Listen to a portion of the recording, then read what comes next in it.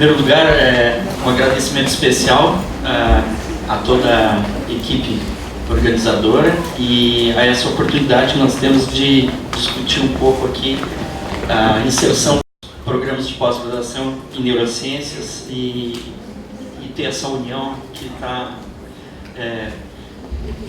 podemos vislumbrar assim, caminhos bem positivos, e eu acho que os problemas muito similares, as dificuldades e os êxitos, acho que tem sido... Então, o programa de pós-graduação em neurociências da Universidade Federal de Santa Catarina está lotado no Centro de Ciências Biológicas, né?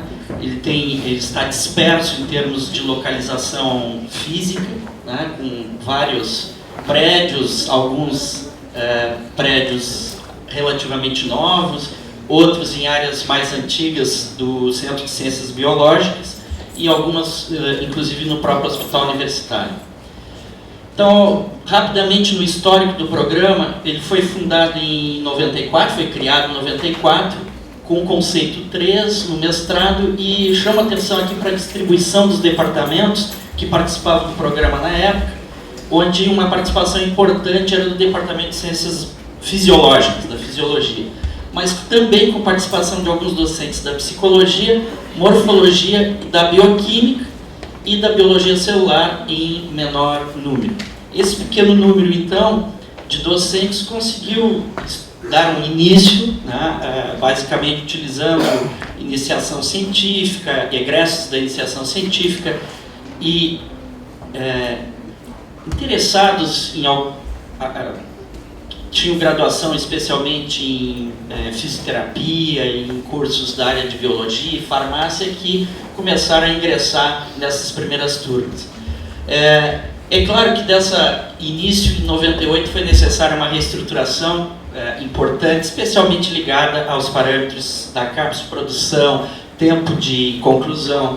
E essa primeira reestruturação cortou na carne, como se diz, e já obteve um primeiro passo importante para uma segunda reestruturação que se concretizou em 2004, mas iniciou anterior a isso, e propiciou então a implementação do doutorado com conceito 4, aí nessa época já tinha obtido o conceito 4, nesse triênio aqui anterior. Em 2005, então, se estabelece o doutorado.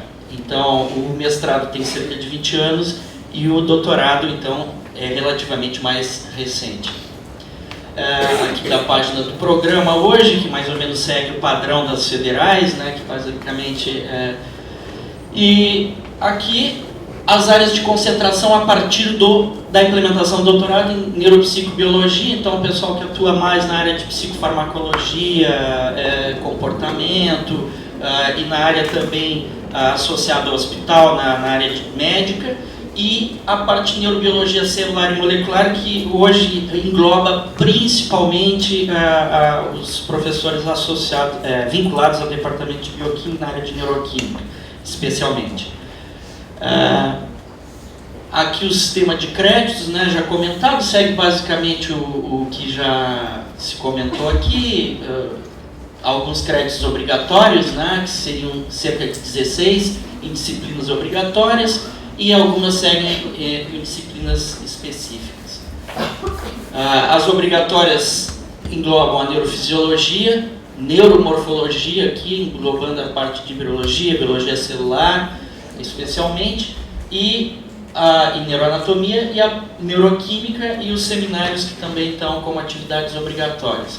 Dentro das específicas, aí temos uma gama enorme de disciplinas aqui listadas, mais específicas dentro de linhas de pesquisa, ou focando temas muitos associados a doenças neurodegenerativas, como vocês veem. A parte de neurobiologia da depressão também é um grupo bem forte lá, e parte de neuroquímica da sinalização celular, neurotoxicidade geral e glutamatérgica, a parte de estresse oxidativo, tem bastante representantes dentro de linhas de pesquisa associadas, né? Então, até o momento, então, até a data de hoje, são formados 204 mestres nesse período e 44 doutores, o que dá essa média aqui anual, né, considerando todo o período, né, considerando aqui no caso doutorado, eu dei um lag de 2 anos, que, a partir de 2007, então para ter o mínimo de tempo. Aqui em azul as teses defendidas, desculpe, em vermelho as teses defendidas, em azul as dissertações ao longo desses últimos 5 anos, né? E o número de docentes que tem se mantido relativamente constante, em torno de 15, 17 docentes. É o que estamos fechando esse triênio, esse quadriênio agora. Então, dos egressos, algo importante, eu acho que ser salientado, já foi tocado aqui, a parte qualitativa. Eu acho que a gente tem muito orgulho do aspecto qualitativo, especialmente a inserção dos nossos egressos em concursos.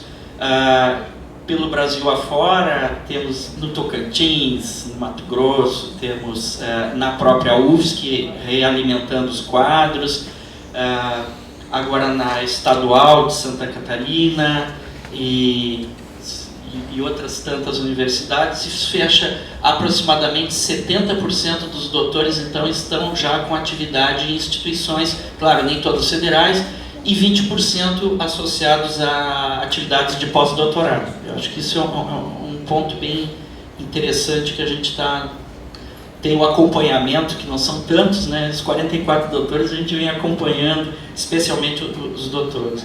Então hoje o quadro se fecha nesse quadriênio, para esse quadriênio, com essa distribuição em termos de departamentos e por aí a gente tira um pouco das linhas de pesquisa. 8 da bioquímica, diferente daquele quadro inicial da origem do curso, que era 1.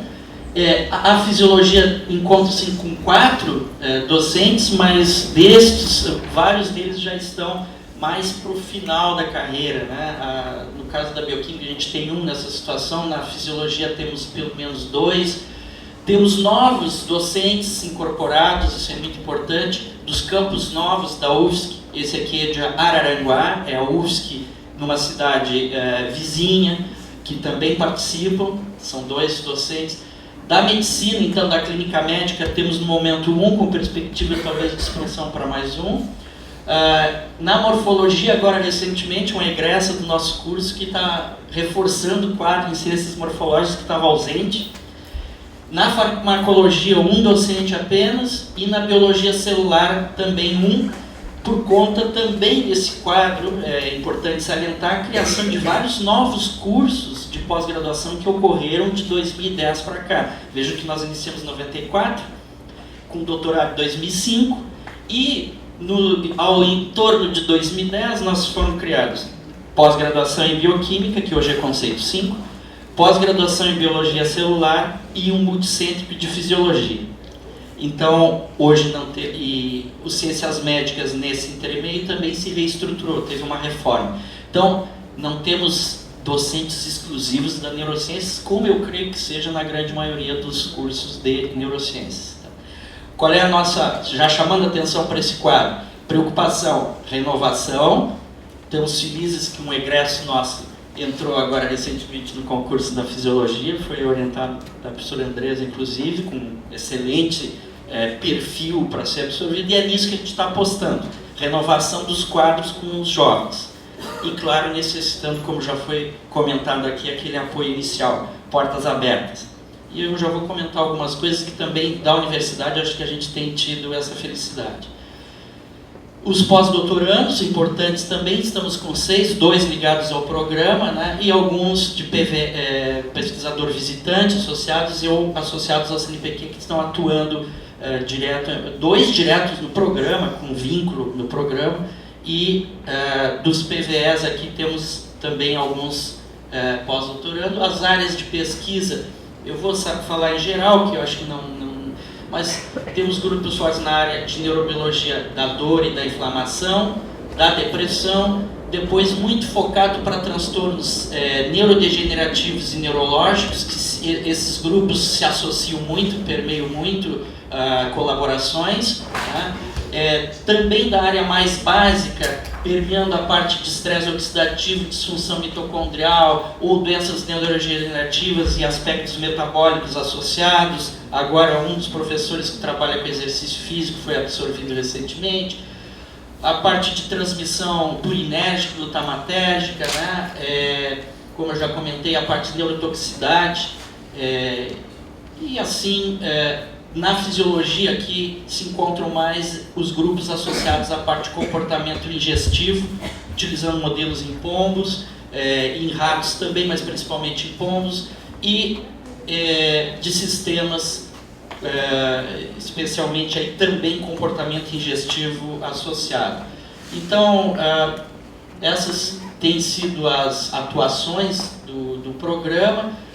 Em termos de números, agora chamando mais atenção, número de bolsas total de doutorado são 27, temos 32 alunos. Alguns têm vínculo empregatício, também lá para nós é relativamente comum, que são o pessoal da área médica, que tem já o trabalho, ou às vezes docentes em institutos federais ou mesmo na estadual. Alguns em prorrogação aqui, né, apenas 3, e estamos com 3 bolsas disponíveis e uma seleção edital correndo por aí. Do mestrado, então, são 18 alunos, 2 que não estão possibilitados de terem bolsa e um total de 16 bolsas. Estágios no exterior têm sido incentivados. No momento são 2, mas tem oscilado entre 2 e 4 ao ano. E isso está sendo relativamente bem explorado, né? Embora possa ainda crescer. Aqui, em termos dos números de alunos, né, de 2007 para cá, do levantamento, vocês podem ver que oscila entre 40 e 50 o total de alunos, né, onde nós temos a representação do que são as bolsas. Cerca de 10 alunos a mais no doutorado do que do mestrado, que é mais ou menos representando. E a média dos professores, né, que está aqui, professores permanentes, vocês vejam que fica em torno de 17, e com mais um colaborador, 18 professores, e tem sido essa a nossa, aqui a lista dos orientadores. A distribuição ainda há, em alguns grupos, uma certa discrepância em termos de alunos, mas no geral teríamos uma média de 3 alunos, né? E como eu disse, alguns docentes encontram-se assim numa fase às vezes já mais de desaceleração, que é uma preocupação que nós temos de brevemente ter essas reposição ou suplementação, né? A parte de infraestrutura obedece ao que já foi falado aqui, não creio que sejam muito diferentes. Os laboratórios individuais, com as suas especificidades, os seus em torno de 30, 40, 50 metros quadrados, esses laboratórios individuais, distribuídos em várias áreas do campus, né, desde os prédios novos do Centro de Ciências Biológicas, a área antiga do centro, o hospital universitário, mas eu chamo a atenção para áreas de uso comum que têm sido incentivadas pelo Centro de Ciências Biológicas, que são os laboratórios multiusuários. Então, esses laboratórios multiusuários, aí da lista dos vários laboratórios, né, alguns laboratórios se unem e montam áreas em comum. Nesse exemplo aqui, na área de neuroquímica, a gente tem muito compartilhamento de áreas comuns por afinidade, e não é só por afinidade, é por área física. Quem ocupa a mesma área similar consegue compartilhar melhor e ter melhor aplicação de recursos. Mas, de toda maneira, eu quero chamar a atenção para essas áreas de uso comum, né? Essas áreas de uso comum, como o Laboratório Central de Microscopia Eletrônica, então, desde a parte de microscopia eletrônica, confocal, microscopia de fluorescência, o Laboratório Multiusuários, os LAMEBs, que são 2 e que estão agora assumindo um novo gerenciamento, um colega da microbiologia, inclusive, da imunologia, que está assumindo a chefia e vai adotar uma política mais agressiva e mais funcional dentro desses. É uma aposta que a gente tem nesses laboratórios multiusuários. Aqui de proteômica também temos lá, E o da área de microscopia, que muito útil para a área de neurociências, também depende muito da organização dos grupos de pesquisa, da sua expertise em viabilizar, mas felizmente tem, e de certa maneira eu acho que funcionam relativamente bem. Quanto à produção científica, vocês observem aqui em azul o total de artigos, em vermelho A1 e A2, eu coloco junto A1 e A2 porque o A1 ainda representa muito pouco, tá? Então está junto com A2, B1 aqui em verde e B2 ou menor do que B2 aqui em vermelho, que tem basicamente assim se mantido nesse índice que eu já vou mostrar agora em seguida. O pico é em B1, e a gente já vai ver isso mais claramente, mas a produção tem dado essa oscilada, fez em 2013 aqui um pico em termos de produção, até por conta de várias defesas que tiveram, mas se vocês olharem, algo em torno entre 60 e 70 artigos, tem se mantido em torno de 70 artigos no total, e com essa distribuição com pico em B1. E chama atenção isso, tem se mantido uma participação de cerca de 60%, tendo no mínimo um aluno do pós-graduação de neurociências, tu chega a um índice de entre 59% e 60%, e se tu vai olhar trabalhos associados à conclusão de curso, isso tem oscilado algo em torno de 30%, que teriam aí trabalhos associados à conclusão de curso.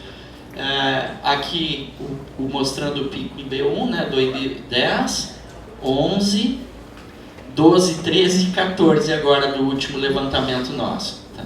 Aqui entre o pico em B1 e o número total de artigos. A parte de projetos internacionais, eu acho que a gente tem conseguido ter algum êxito, eu acho que é relevante, são projetos associados com o Uruguai, com a Argentina, com Portugal, com França, com Estados Unidos também, mais na parte de neurotoxicologia e também a parte de em um outro grupo lá também na parte de estresse oxidativo, etc., também tem obtido êxito nessas cooperações. Os editais de pesquisador visitante, Espanha também, desculpe, eu esqueci, temos programas pesquisador visitante, projetos pesquisador visitante em vigência, e entendemos assim que tem sido relativamente bem aproveitado e com possibilidade de expansão.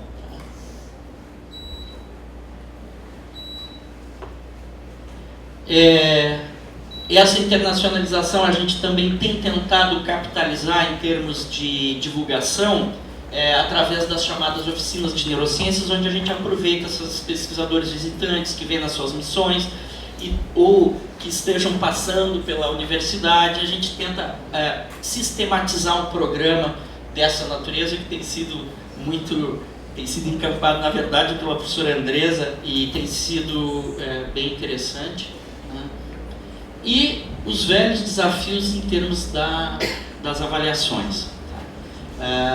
O nosso histórico de avaliações tem sido esse, e na última avaliação, né, apesar eu até fiquei surpreso, quantos muito bom tinha que ter, e nós continuamos no 4. Todas as avaliações anteriores apontavam que na próxima vocês vão para 5, porque precisava consolidar. Vocês têm que mostrar que estão consolidados. Aqui a grande crítica, eu posso adiantar a vocês, eu não coloquei aqui, mas a grande crítica é que um percentual significativo dos docentes está na área de bioquímica. E é o mesmo comitê da CB2. Então houve uma crítica forte que há uma sobreposição de docentes nessa área. É uma questão, como vocês viram, a bioquímica da UFSC tem uma característica por formação de ter um percentual significativo de professores que atuam na área de neuroquímica ou associado a neurociências. Isso é uma tradição, muitos são egressos da URGS, que tem, e de outras universidades. Então, ao início da atuação docente tanto os professores da fisiologia, biologia celular e bioquímica, que estão com seus cursos de pós-graduação em andamento, foi dentro da neurociências. Então, a neurociências teve um papel fundamental, com certeza, no alavancar das outras pós-graduações. Então, a gente quer realmente discutir um pouco qual é o espaço, e neurociência sempre vai ser multidisciplinar. Eu não vi ninguém aqui falar de um quadro docente de neurociências que não esteja atuando em outras áreas. Outra coisa importante, neurociências não tem departamento. E todo departamento sabe que para crescer, para se projetar dentro da universidade, acaba se sentindo quase que forçado a criar sua pós-graduação. Então, houve uma pulverização de pós-graduações, de certa maneira, pode ser uma crítica, mas eu acho que abre muito mais possibilidades e um leque muito maior. E eu não consigo ver, apesar dos números oscilarem um pouquinho, mas eu não consigo ver um prejuízo, e hoje eu vejo muito mais um ganho para neurociências, outras pós-graduações que se alavancaram em boa parte a partir da neurociência. Então, é isso que está colocado os desafios. Área física, então a gente não tem uma área física única, né, da neurociência, exceto a secretaria. Esse aspecto da visibilidade, a renovação de quadros é algo bem específico para nós, mas é a hora de pensar um pouco antes dos acontecimentos. E esse aspecto que eu comentei, desculpe, a consolidação e credibilidade do programa de neurociência, mesmo com a criação desses inúmeros outros programas dentro do Centro de Ciências Biológicas. A carga burocrática, que é enorme, pois com a atuação mais de um programa de pós-graduação, todos nós sabemos que isso onera 2 colegiados, os professores têm de participar de coordenação, etc. E alguns aspectos assim de divulgação, que, como eu comentei, a professora Andresa tem feito isso de uma forma bem intensa, a parte de tentado, né, isso tem sido uma melhora, mas ainda estamos trilhando, a fanpage do programa, as divulgações das oficinas com representantes internacionais. Acho que a gente deveria se integrar mais a outros sistemas de divulgação, como a Sociedade de Neurociência. Talvez falte ainda para nós essa inserção.